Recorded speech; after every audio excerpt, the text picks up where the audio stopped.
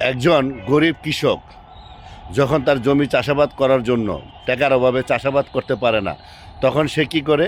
ব্যাংকের থেকে সামান্য কিছু টাকা ঋণ নেয় এবং পরবর্তীতে সেই সেই কৃষক যখন ক্ষতিগ্রস্ত হয়, তখন সে তার ব্যাংকের টাকা পরিশোধ করতে পারে না ঠিকমতো। পরবর্তীতে সেই ব্যাংকের লোকরা কী করে? তার ঘটি বাটা বদনা সব নিয়ে যায়, এমনকি তাকে জেলে প্রেরণ করা হয়।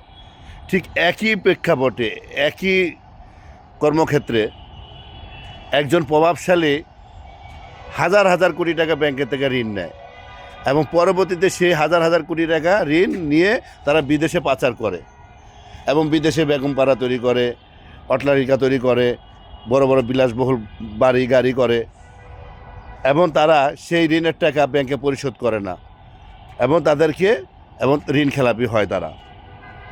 কিন্তু তাদের টাকা সত্ত্বেও তারা সে ব্যাংকের টাকা পরিশোধ করে না।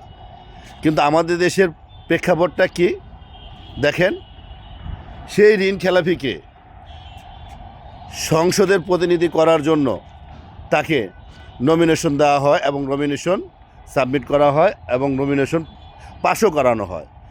সে নির্বাচিত হয়ে দেশের প্রতিনিধি হিসেবে সংসদে যাবে এবং সে জনগণের সেবা করবে। এখন কথা হচ্ছে, সেই প্রতিনিধি যে ঋণ খেলাপি হাজার হাজার কোটি টাকার আসামি, সে দেশের জন্য কি করবে আর কি দিবে? তারই তো নিজের পেট ভরবে না। সেই তো পরবর্তীতে ব্যাংকে যে টাকা নিছে সে তো দিবেই না, আরও টাকা নিয়ে আরও দেশে বাইরে পাচার করবে।